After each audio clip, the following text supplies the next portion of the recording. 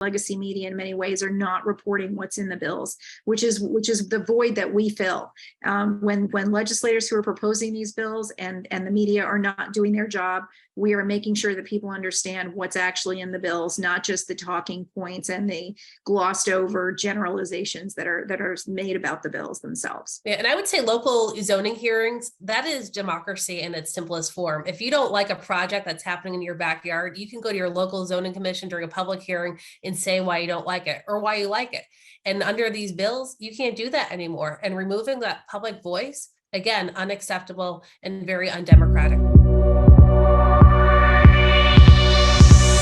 Hello and welcome to Teaching Liberty. I'm Stephanie Edmonds, and in this video, we're going to have a conversation with the co-founders of CT169 Strong, Maria Weingarten and Alexis Harrison. CT169 Strong is a grassroots organization that does advocacy and education around housing policy in Connecticut. Although in this conversation, we focus specifically on the state of Connecticut, where I live, it's also relevant to anyone living anywhere because the fair housing, the affordable housing, the housing crisis is impacting every state, and state legislators everywhere are reacting in the same way to take more state control of housing around the country. In other words, that means the state, or in some cases, the federal government, will come in and undermine your local planning and zoning. And they'll do this under the guise of affordable housing or desegregating,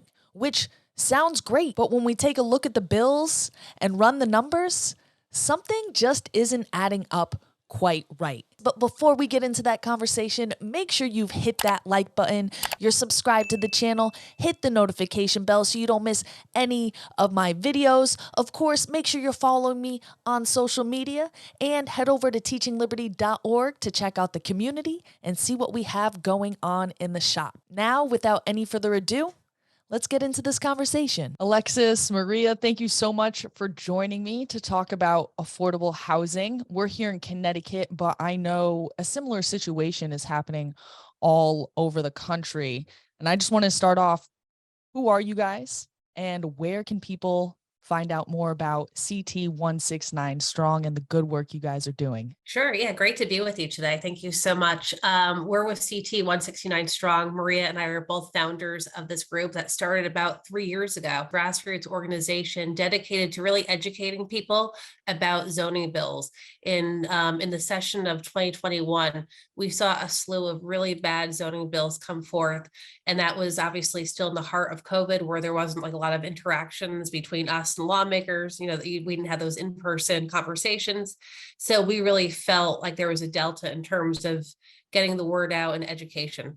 So that's where we came in, and we just started dissecting the bills, having rallies, writing op-ed pieces, and doing all that really great grassroots work to educate people, because zoning impacts everybody, whether it's, you know, your neighbor, your small business owner, it really does impact everybody. And I know a lot of this is happening under the guise of affordable housing, which sounds great. We want to make sure our communities are diverse and accessible to a wide range of people who are going to work in different jobs. But I've been learning a lot. I went over to ct169.org. I know you guys just put out a white paper. Maria, can you tell us a little bit more about some of the things that you're working on and what people should be looking out for right now? Sure. So we've got about 7 different bills that have some concerning aspects. Some are better than others in terms of, you know, there are some that have really onerous aspects of it that we hope will not move forward. Things like fair share and the work, live, ride bill are 2 of them that we are very concerned about. The loss of local control and the taking away of the opportunity to get funding that you need for infrastructure. Those are really concerning elements of one of those bills, and fair share is considered one of the largest mandates on towns since education. And so, you know, when you recognize that, you know that this is not a good bill. So they call this fair share, and the state is basically mandating the towns to build their fair share of affordable housing.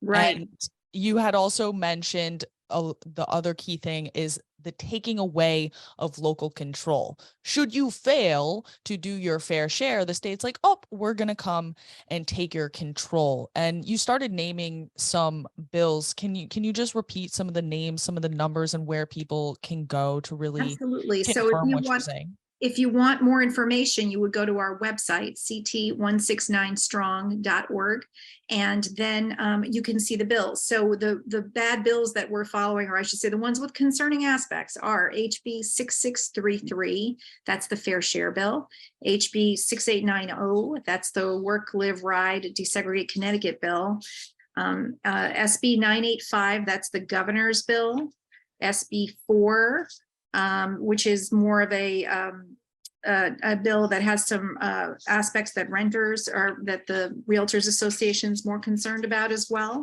HB 6593, that's Housing Authority jurisdiction. HB 6781, which is housing affordability, that's Rojas's bill, who's one of the legislators up in Hartford. And that has some concerning aspects with sewer. And then that's the other bill that's the same, that includes that is SB 1001. And that's also that's just the sewer bill alone. But Rojas's bill has lots of stuff in it. Wow. That's, I mean, I bills. Lost count. Okay, 7 bills. I wasn't sure. I lost count in there somewhere. Yeah. Wow. There is a lot going on here. And I know you said 2020 is when you just started catching on, but my understanding is that there is a larger historical context behind affordable housing. I actually just had 2 guys on from Texas who are going through a similar issue where the property next to them the zoning is being changed by a developer who wants to come in and do affordable housing. And it's basically a purely single family home neighborhood, and they want to build this big development there. So my understanding is that there's something going on around the country and there's more history to that. So can you bring me up to speed on what that history is here in Connecticut and how that fits into the larger picture? We saw federal housing programs grow in the 1930s. We saw construction and programs to finance housing projects.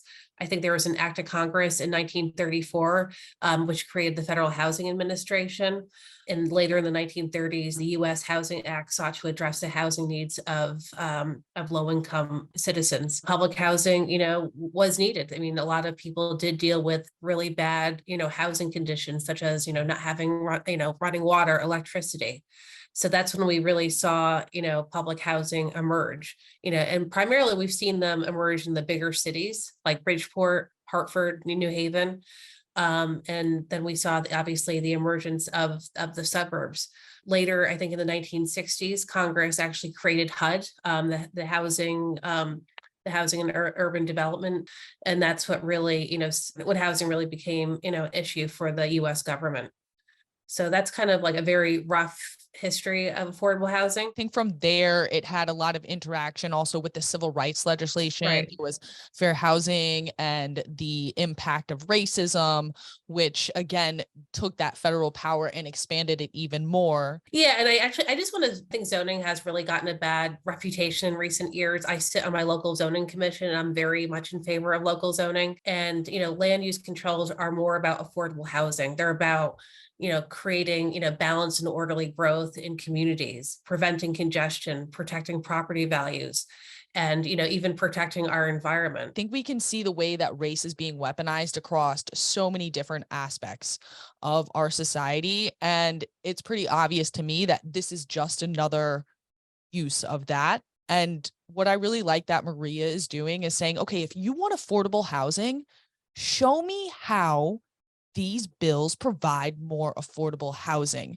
And so can you really go into the white paper that you just published on the history of 830G and affordable housing in Connecticut? Sure. So we decided to do a white paper because we were going into these hearings and we were seeing that anybody who testified, the legislators would say, and you're from what town and what's your percentage of housing? And so, when you have a 2 or a 3% or a 5%, when the threshold according to 830G is a 10% threshold. So 830G was created as a developer's remedy. The thought that there wasn't enough development happening, so that they would try to override local zoning, which would allow a developer to come in, and as long as the project was 30% affordable, they would allow you to override setbacks, override density, height, all of those kind of things. There were very limited scope of what you could come out and dispute a project on for a multifamily large development like that. So, and again, that goes in single family neighborhoods, generally speaking. You would find some place where they find a property and they'll develop it to a higher density. As long as there's sewer and water, it makes it a lot easier to create greater density, obviously. So that's really what's happened with it. So when we saw these questions happening of, well, why don't towns have their 10%? We said, okay, well, let's take a look at these numbers, because we could look at every single town, every municipality in the state, and say, who's got what and in what column, and what are these columns all about? And when we did, we recognized that many towns are not going to be able to avail themselves of the things that other towns are getting access to, such as, if you look at Hartford and New Haven, they have a very large allocation that they've gotten from the state to build their 100% or build their affordable projects, where many communities don't get any funding for that. They have to find ways to finance these projects themselves. So that's one issue. Another issue is voucher allocations. We've recently heard about how some vouchers lack portability, so that Hartford and New Haven, again, Hartford gets about 10,000 vouchers, and New Haven has 7,500. So they get these massive allocations, the largest in the state by a lot. So I would say, I think Bridgeport's the next highest with 4,500, and Bridgeport has the highest population in the entire state.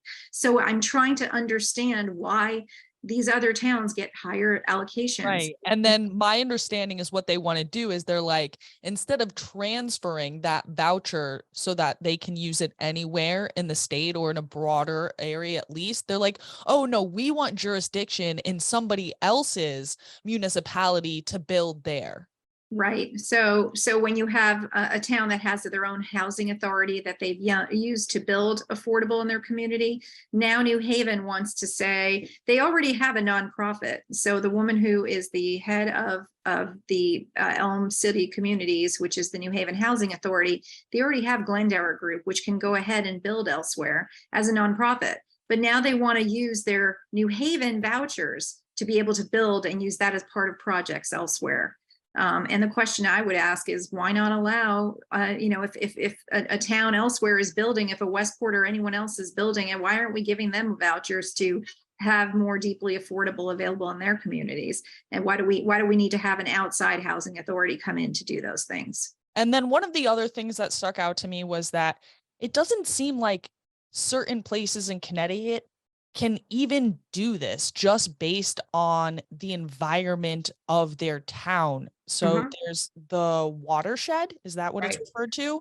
So some places are basically like 90% watershed. They have some houses there, they're able to support a lot, but if you build more, then it's going to mess with our water supply. Am I saying that correctly? Yeah, so Eastern Connecticut, which is in Fairfield County, it's a farm town. It has 1.5 street lights or stoplights. So it's a very small town. I believe they have 70% of their land is designated for the watershed, and they provide most of the water for Greater Bridgeport. They don't have the infrastructure. They don't have sewers to create dense housing. So this one size fits all approach to zoning just wouldn't work. 830G mandates every town, no matter if you're Fairfield, you're Weathersfield, Easton, you have to have 10% of your housing stock deemed affordable. So we've never seen this law as something that really creates true affordability, and it obviously doesn't work for every town, because most towns, some their towns are nuanced. They don't have, the infrastructure or the streets or a number of things. So 830G is something that really needs to be reformed. It's unfortunate that it seems not to be looked at year after year, because if we want to have serious policies, we have to review and really, amend laws that we do have. Well, what I love that you guys did with your white paper is you really made it easy to understand these points in clear language and made the numbers very accessible. And so now that people are able to access those and understand it in a way that I think is a little bit less overwhelming. I mean, there's 7 bills and there's this whole legislative process that's going on in Hartford, and like I have my family and my job and all these things going on. So now what can people do a little bit more specifically with these numbers, with this information? You had referred to some actions you had been taking, but what can they do right now or in the near future? Follow us, because as the bills, they're going to start getting called. And so as bills start getting called, we are, reaching out to people. We're reaching out to legislators. We are hoping that everybody would reach out to their own legislators, let them know that whether they approve or not approve, and what they have issue with what the bills are that are getting pushed forward. And again, we have all the language, we have all the information about the bills that we know are of concern. And as they get called, we will let everybody know. And unfortunately, there isn't a lot of lead time. So we're talking maybe an evening before, sometimes finding out what the agenda is for the next day. So, and sometimes they don't even give the language of the bill until they're going in the room, or like an hour before, and they'll switch out language on the bills last minute. So it's concerning. It's a concerning process. We want everybody to be involved. And so we just say, just keep in touch with us, watch Facebook, watch Twitter. We're trying to get that out quickly. And then we update our website as quickly as we can as well. Okay, so the process is still going on. I know sometimes I was like, oh, I know before they had the public comment period, and I felt like now it was like, oh no, it's like out of our hands, but it still matters. It still matters to reach out to your legislator, to follow what you guys are doing on a daily basis, because the process is like that. And it is simple as putting on notifications on Facebook or on Twitter, whatever on Instagram, whatever your preferred platform is, and plug in. You were saying, Alexis? Yeah, I would say it's absolutely, imperative that everybody reaches out to their lawmaker. I know a lot of lawmakers, they're not on the planning and development committee, they're not in the housing committee, so they're not, abreast, I guess, of the zoning bills. But these are important. Like I said earlier, zoning matters to everybody, impacts everybody. So contact your legislators, ask them how they're going to vote if they, and ask them their opinions on it. People need to feel the pressure on these bills, because removing local control is just unacceptable. And it's not good policy, quite frankly. And write letters to your local papers. The more we are able to, that's, I think, the greatest frustration that we see, is that the legacy media in many ways are not reporting what's in the bills, which is the void that we fill. When legislators who are proposing these bills and the media are not doing their job, we are making sure that people understand what's actually in the bills, not just the talking points and the glossed over generalizations that are made about the bills themselves. Yeah, and I would say local zoning hearings, that is democracy in its simplest form. If you don't like a project that's happening in your backyard, you can go to your local zoning commission during a public hearing and say why you don't like it or why you like it.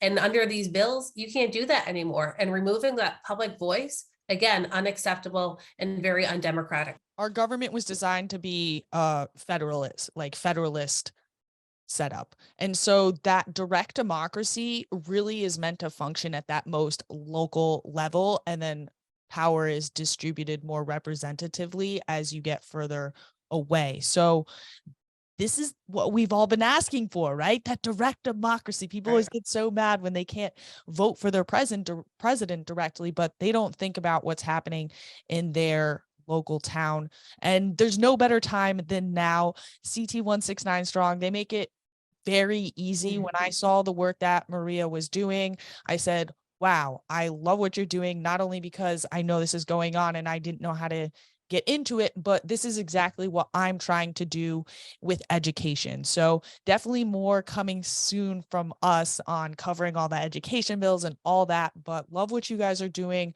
with housing and the zoning bills. Thank you guys so much. And I definitely hope I can check in soon with you.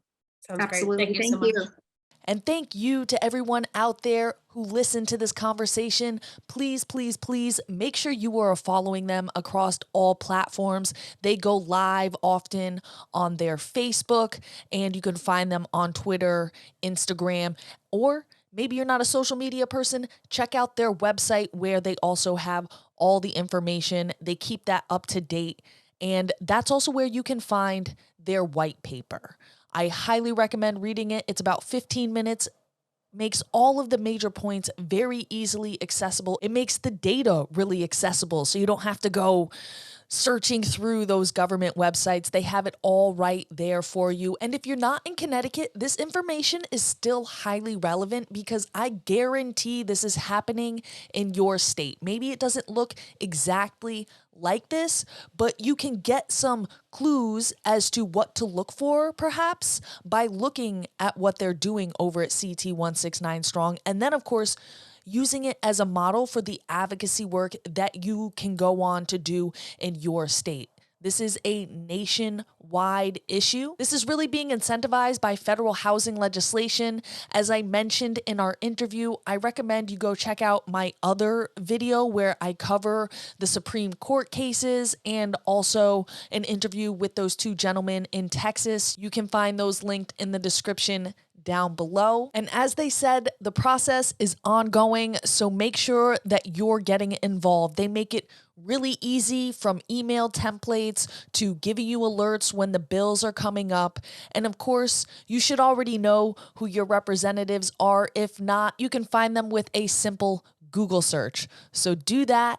Get involved, make your voice heard, and let's live a little more free. Let me know what you think in those comments down below. Do you have any additional information for what's going on here in Connecticut, what's happening in your state, or what's happening at the federal level? We definitely want to know about that. And if you didn't do it on the way in, make sure you've hit that like button, subscribe to the channel, hit that notification bell so you don't miss any of my videos, and make sure you are following me on social media. I'm on Twitter, I'm on Instagram, and of course, you can find me anytime over at TeachingLiberty.org. There's a shop there. You can support that way or join the community. It's sort of like a Patreon. You can pay per month, support the work that I do, and get access to a private community and deals on merch. We're going to have some cool trips coming up this summer for camping if you live in the Northeast. So again, that's all over at